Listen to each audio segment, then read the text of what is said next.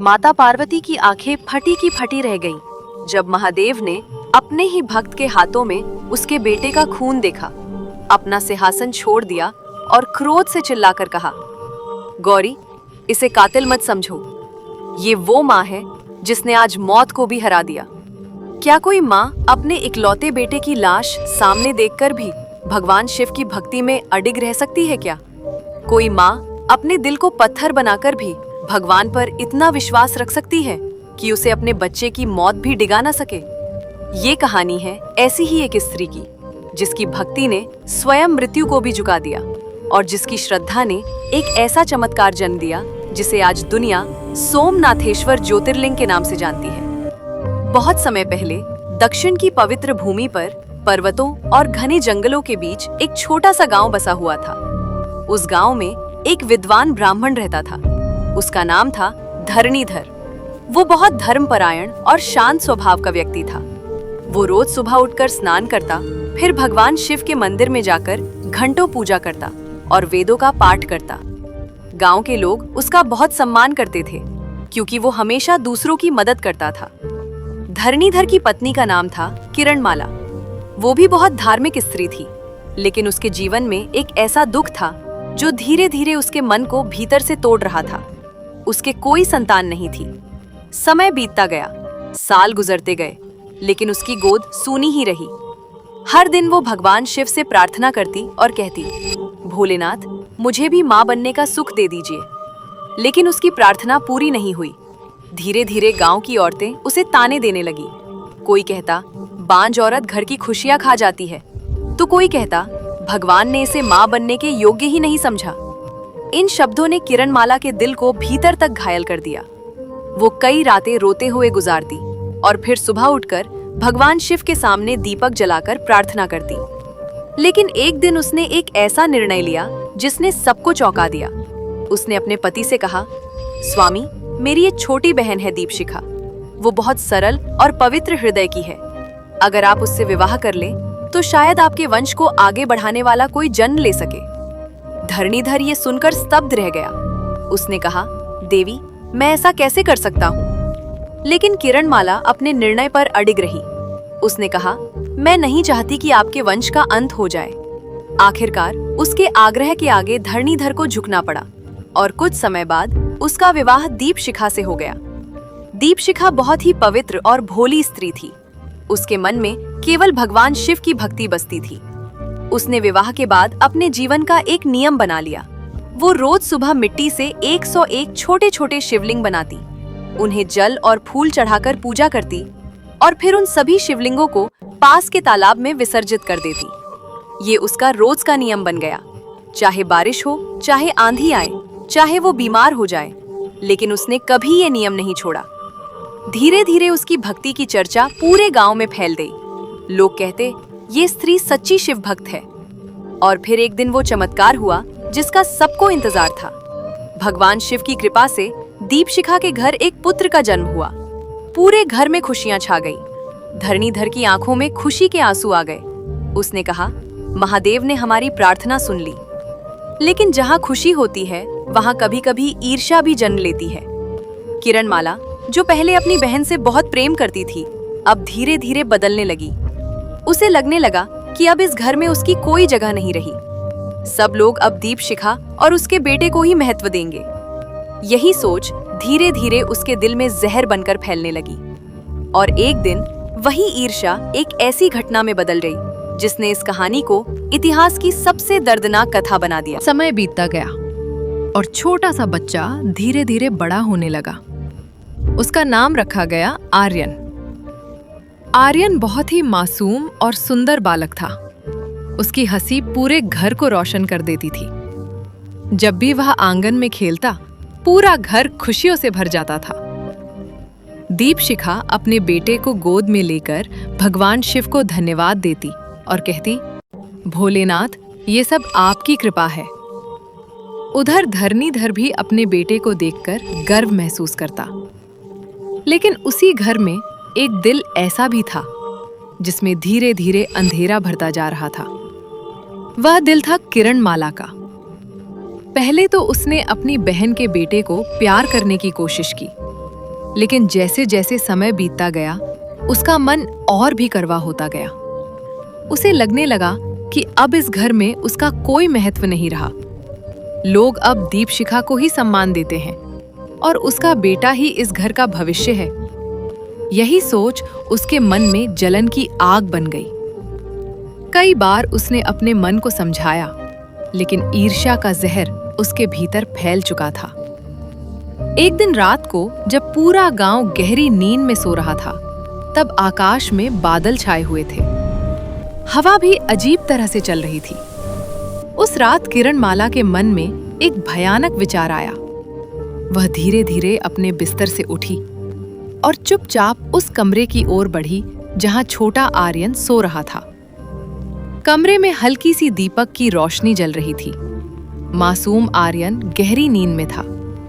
उसे क्या पता था कि उसके अपने ही घर में एक ऐसी छाया घूम रही है जो उसकी जिंदगी छीनने वाली है। किरणमाला उसके पास पहुंची और कुछ पल तक उसे देखती रही। उसके चेहरे पर मासूम मुस्कान थी, लेकिन उसी मुस्कान ने किरणमाला के दिल में और ज्यादा आग भर दी। उसके मन ने कहा, अगर ये बच्चा रहेगा तो मेरी जिंदगी हमेशा के लिए अंधेरे में डूब जाएगी। उसी क्षण उसके भीतर की इंसानियत मर गई। उसने कांपते हाथों से बच्चे को उठाया और घर के पीछे अंधेरे में ले गई। वहां एक तेज चाकू रखा हुआ था। अगले ही पल एक ऐसी घटना हुई जिसने उस रात की खामोशी को हमेशा के लिए कलंकित कर दिया। खून की धार बहने लगी और मासूम आर्यन की जिंदगी वहीं खत्म हो गई। किरणमाला का दिल पत्थर बन चुका था। उसने उस छोटे से शरीर के टुकड़े किए और उन्हें उसी तालाब में फेंक दिया जहां दीपशिखा रोज शिवलिंग विसर्जित करती थी। तालाब का पानी लाल हो गया, लेकिन रात इतनी गहरी थी कि किसी को कुछ पता नहीं चला। सब कुछ खत्म करके किरणमाला चुपचाप वापस अपने कमरे में आ गई और ऐसे लेट गई जैसे कुछ हुआ ही ना हो। अगली सुबह जब सूरज की पहली किरण गांव पर पड़ी, तब घर में हड़कंप मच गया। बिस्तर खून से सना हुआ था। आर्यन कहीं दिखाई नहीं दे रहा था। पूरा घर चीखों से गूंज उठा। लोग इकट्ठा होने लगे। कोई कह रहा था बच्चा गायब हो गया है, तो कोई कह रहा था किसी ने उसे मार दिया। लेकिन इस अफरा तफरी के बीच एक दृश्य ऐसा था जिसने सबको चौंका दिया। दीपशिखा के चेहरे पर एक भी आंसू नहीं था। वह शांत थी, जैसे उसे किसी अदृश्य शक्ति पर भरोसा हो। उसने केवल इतना कहा, जिसने दिया था वही रक्षा करेगा। यह सुनकर लोग और भी हैरान हो गए। उन्हें लगा शायद इस दुख ने इस मां को पागल बना दिया है। लेकिन दीपशिखा ने किसी की बात नहीं सुनी। वह रोज की तरह मिट्टी लाई और शिवलिंग बनाने बैठ गई। उसने एक एक करके 101 शिवलिंग बनाए और उन्हें पूजा के बाद तालाब में विसर्जित करने लगी। लोग दूर खड़े यह सब देख रहे थे। किसी को समझ नहीं आ रहा था कि यह कैसी माँ है जिसका बेटा गायब है और वह फिर भी भगवान की पूजा में लगी हुई है। लेकिन दीपशिखा का विश्वास अटूट था। वह हर शिवलिंग को तालाब में डालते समय केवल एक ही मंत्र बोल रही थी, हर हर महादेव, हर हर महादेव। और जैसे जैसे आखिरी शिवलिंग विसर्जित होने का समय पास आने लगा, पूरे वातावरण में एक अजीब सी ऊर्जा फैलने लगी। हवा तेज हो गई, आसमान में काले बादल छा गए और तभी कुछ ऐसा हुआ जिसने पूरे गांव को स्तब्ध कर दिया। जैसे ही दीपशिखा ने आखिरी शिवलिंग को अपने दोनों हाथों से उठाया, पूरा वातावरण अचानक बदलने लगा। हवा तेज हो गई, तालाब का पानी लहराने लगा और आसमान में बिजली कड़क उठी। गांव के लोग डर के मारे एक दूसरे की ओर देखने लगे। किसी को समझ नहीं आ रहा था कि आखिर ये क्या हो रहा है। लेकिन दीपशिखा शांत थी। उसके चेहरे पर वही विश्वास था जो हर दिन पूजा करते समय होता था। उसने आखिरी शिवलिंग को अपनी आंखों से लगाया और धीरे से बोली, भोलेनाथ, ये आपका ही दिया हुआ था और यदि आपने चाहा तो वही वापस लौट आएगा। इतना कहकर उसने वह अंतिम शिवलिंग भी तालाब के जल में विसर्जित कर दिया और जैसे ही शिवलिंग पानी में डूबा, पूरा तालाब अचानक उबलने लगा। पानी में भंवर बनने लगे और एक तेज रोशनी तालाब के बीच से उठने लगी। गांव के लोग भय से पीछे हट गए। किसी को समझ नहीं आ रहा था कि ये चमत्कार है या प्रलय। तभी उस उबलते हुए पानी के बीच से एक छोटी सी आकृति धीरे धीरे ऊपर आने लगी। पहले लोगों को लगा शायद ये कोई भ्रम है, लेकिन अगले ही पल सबकी आंखें फटी की फटी रह गईं, क्योंकि वह आकृति कोई और नहीं बल्कि वही छोटा बालक था जिसे सबने मृत मान लिया था। छोटा आर्यन पूरी तरह जीवित था। उसके शरीर पर एक भी घाव नहीं था। वह मुस्कुराता हुआ पानी से बाहर आया और सीधे दौड़कर अपनी माँ दीपशिखा के गले लग गया। यह दृश्य देखकर पूरा गांव स्तब्ध रह गया।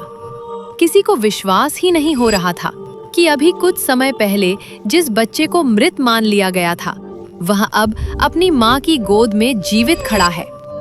दीपशिखा ने अपने बेटे को कस कर गले लगा लिया, लेकिन उसके चेहरे पर गर्व या आश्चर्य नहीं, बल्कि केवल भक्ति थी। उसने अपने बेटे के सिर पर हाथ फेरते हुए धीरे से कहा, मुझे पता था भोलेनाथ, मेरी भक्ति को व्यर्थ नहीं जाने देंगे। तभी अचानक आकाश में एक भयानक गर्जना हुई। आसमान से एक तेज प्रकाश धरती पर उतरने लगा और अगले ही पल उसी प्रकाश के बीच एक दिव्य स्वर गूंजा। पूरा गांव कांप उठा, क्योंकि वह स्वर किसी साधारण व्यक्ति का नहीं बल्कि स्वयं महादेव का था। प्रकाश धीरे धीरे शांत हुआ और उसके बीच से भगवान शिव अपने दिव्य स्वरूप में प्रकट हुए। उनके गले में सर्प लिपटा हुआ था, जटाओं से गंगा बह रही थी, हाथ में त्रिशूल चमक रहा था और उनकी आंखों में तेज इतना प्रचंड था कि कोई सीधे उनकी ओर देख भी नहीं पा रहा था। पूरा गांव तुरंत जमीन पर गिरकर प्रणाम करने लगा, लेकिन महादेव की नजर सीधे किरणमाला पर थी, जो भय से कांप रही थी, क्योंकि उसके अपराध को अब कोई छुपा नहीं सकता था। महादेव की आवाज गूंज उठी, हे पापिनी, तूने ईर्ष्या में आकर उस मासूम बालक की हत्या की, जो तेरी ही बहन का पुत्र था। यह सुनते ही किरणमाला कांपते हुए जमीन पर गिर पड़ी और रोने लगी। उसने कहा, प्रभु, मुझसे बहुत बड़ा पाप हो गया, मुझे क्षमा कर दीजिए। लेकिन महादेव का क्रोध शांत नहीं हुआ। उन्होंने अपना त्रिशूल उठाया और बोले, ऐसे अपराध को क्षमा नहीं किया जा सकता। तभी अचानक दीपशिखा दौड़ती हुई महादेव के सामने आ गई और उनके चरणों में गिर पड़ी। उसने कहा, प्रभु, ये मेरी बहन है। यदि आप इसे दंड देंगे तो मेरा हृदय टूट जाएगा। कृपया इसे क्षमा कर दीजिए। महादेव ये सुनकर कुछ क्षण के लिए मौन हो गए। उन्होंने दीपशिखा की ओर देखा और कहा, हे स्त्री, आज मैंने पहली बार ऐसी भक्ति देखी है जिसमें न क्रोध है, न बदला, न घृणा। तूने अपने पुत्र की मृत्यु के बाद भी मेरी पूजा नहीं छोड़ी और अब अपने शत्रु के लिए भी क्षमा मांग रही है। तेरी यह भक्ति संसार के लिए उदाहरण बनेगी। ये कहकर महादेव ने अपना त्रिशूल नीचे कर दिया और किरणमाला को क्षमा कर दिया। लेकिन उसी क्षण उन्होंने एक और घोषणा की। उन्होंने कहा, आज से यह स्थान सदा के लिए पवित्र होगा और यहाँ मेरी शक्ति सदैव विद्यमान रहेगी। इतना कहते ही उन्होंने अपने त्रिशूल से धरती को स्पर्श किया और उसी स्थान पर एक तेज प्रकाश प्रकट हुआ। धीरे धीरे वह प्रकाश एक दिव्य शिवलिंग के रूप में बदल गया। पूरा गांव उस दिव्य शिवलिंग को देखकर आश्चर्य से भर गया, क्योंकि उसकी चमक किसी साधारण पत्थर जैसी नहीं बल्कि सूर्य की तरह तेजस्वी थी। महादेव ने कहा, यह शिवलिंग मेरी उस भक्त की भक्ति का प्रतीक होगा जिसने अपने विश्वास से मृत्यु को भी पराजित कर दिया। आज से यह स्थान ज्योतिर्लिंग के रूप में जाना जाएगा और यहाँ आने वाला हर भक्त सच्चे मन से प्रार्थना करेगा तो उसकी मनोकामना अवश्य पूर्ण होगी। इतना कहकर महादेव धीरे धीरे उसी प्रकाश में विलीन हो गए, लेकिन उनकी दिव्य ऊर्जा उस शिवलिंग में हमेशा के लिए बस गई। समय बीतता गया, राज बदलते गए, लेकिन उस स्थान की महिमा कभी कम नहीं हुई। दूर दूर से लोग वहां आने लगे और उस दिव्य शिवलिंग के दर्शन करने लगे। आज भी लोग कहते हैं कि जहां सच्ची भक्ति होती है वहां भगवान स्वयं प्रकट होते हैं।